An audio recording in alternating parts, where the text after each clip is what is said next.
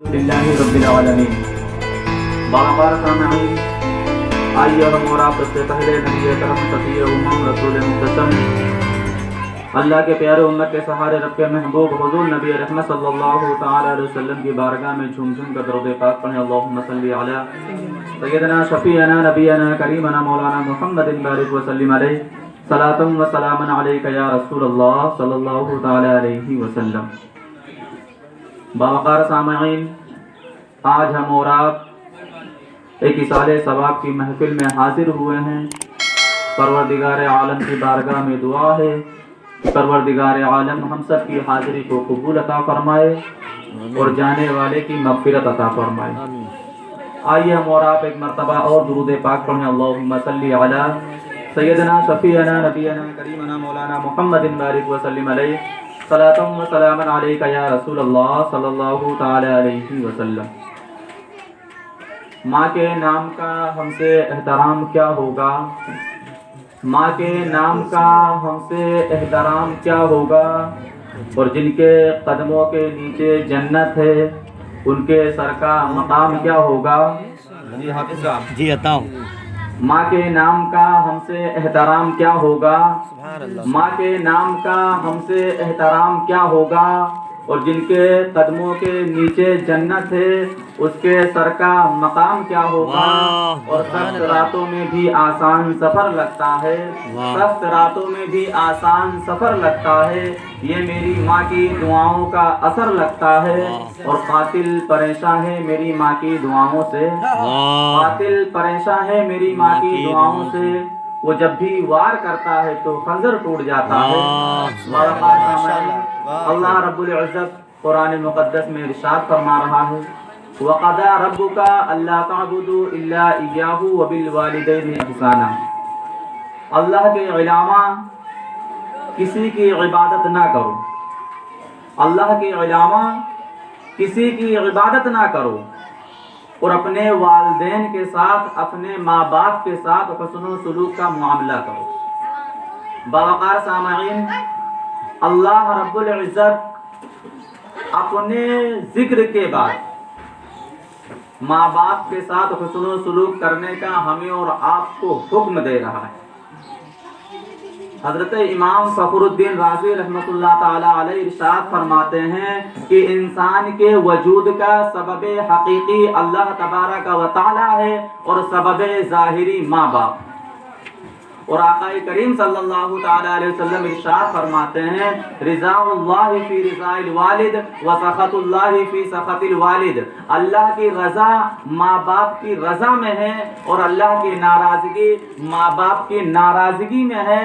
جس کے ماں باپ راضی ہیں اس سے رب راضی ہے، اور جس کے ماں باپ ناراض ہیں وہ چاہے جتنے لمبے سجدے کر لے اس کا رب عرش کا رحمان اس سے راضی نہیں ہو سکتا۔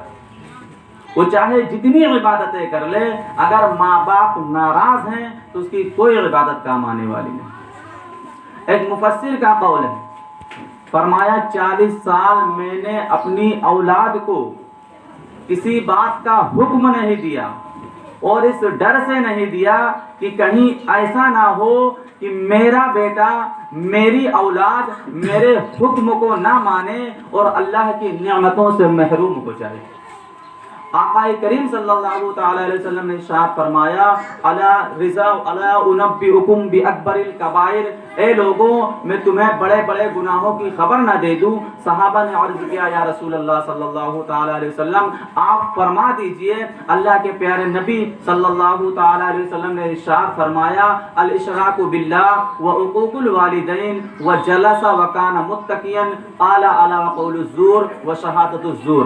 فرمایا اللہ کے علاوہ کسی کو شریک ٹھہرانا، جھوٹی گواہی دینا، اور کسی انسان کو قتل کرنا اور ماں باپ کی نافرمانی کرنا، فرمایا یہ بڑے بڑے گناہوں میں سے گناہ ہیں، یہ بڑے گناہوں میں شمار ہیں۔ اور آقا کریم صلی اللہ تعالی علیہ وسلم نے ارشاد فرمایا اگر مجھے لوگوں کے سست ہو جانے کا ڈر نہ ہو، لوگوں کے سست ہو جانے کا اندیشہ نہ ہو تو یہ خبر گلی اور بازاروں میں بتا دو، اور دنیا میں 4 شخص ایسے ہیں جنہیں دنیا ہی میں جنت کی بشارت دی جا رہی ہے۔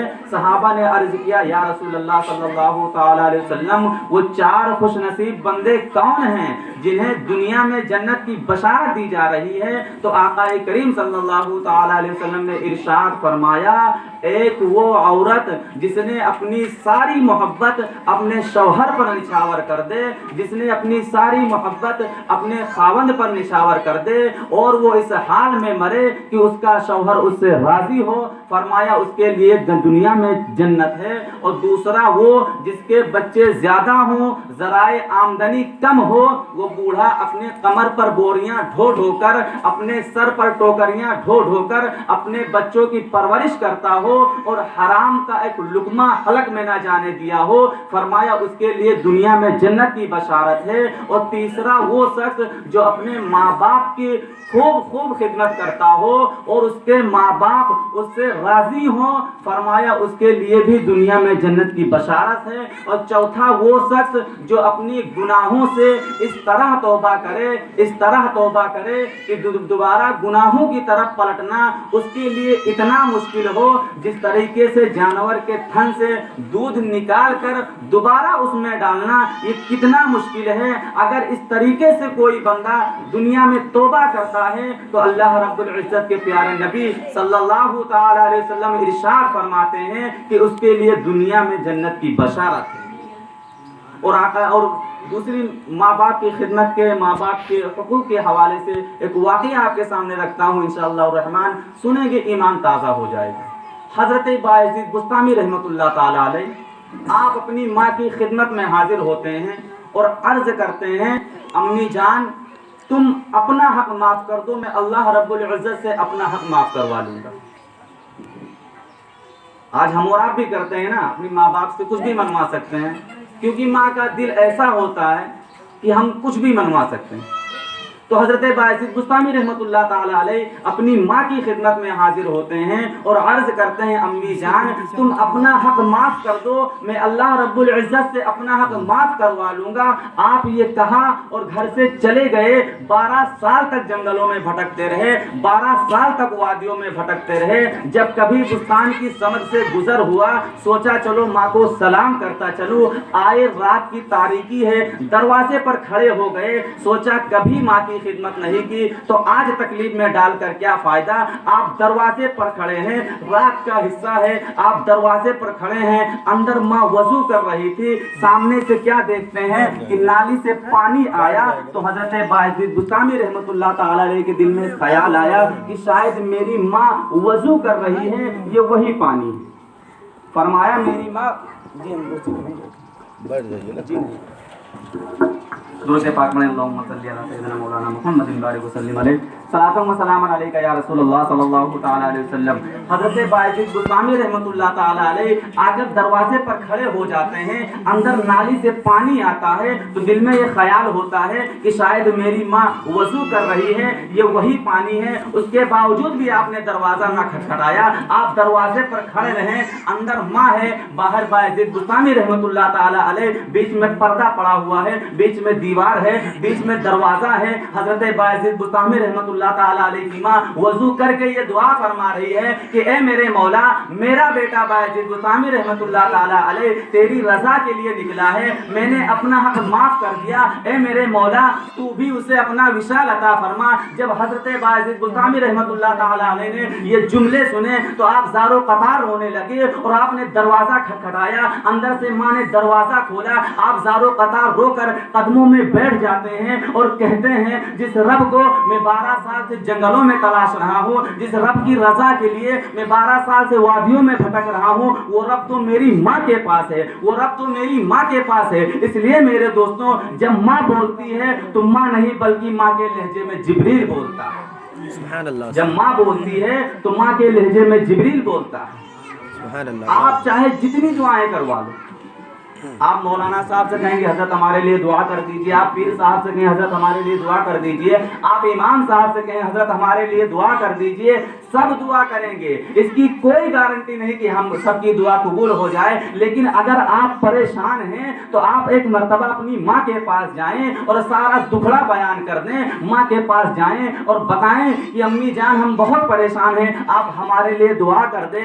اگر ماں اس وقت دیوار پر مٹی بھی لگا رہی ہوگی، اگر اس نے اس مٹی بھرے ہاتھ کو رب کی بارگاہ میں اٹھا دیا تو اللہ رب العزت سب کی دعا رد کر سکتا ہے، لیکن ایک ماں کی دعا بیٹے کے حق میں کبھی رد نہیں ہوا کر سکتی، اس لیے کہ جب ماں دعا فرماتی ہے تو اللہ رب العزت کا عرش جنبش کرنے لگتا ہے۔ رب ارشاد فرماتا ہے اے عرش تو ہل کیوں رہا ہے؟ اس عرش نے جواب دیا اے میرے مولا میں ہل اس لیے رہا ہوں کہ آج ایک ماں نے اپنے بیٹے کے لیے دعا فرمایا ہے، میں اس وقت تک نہیں خاموش ہو سکتا جب تک تو دعا نہیں قبول فرمائے گا۔ رب ارشاد فرمائے گا اے میرے پیارے عرش تم نے اس وقت ہلنا شروع کیا ہے، اس سے پہلے میں نے اس ماں کی دعاؤں کو قبول کر دیا، اس سے پہلے میں نے اس ماں کی دعاؤں کو قبول کر دیا۔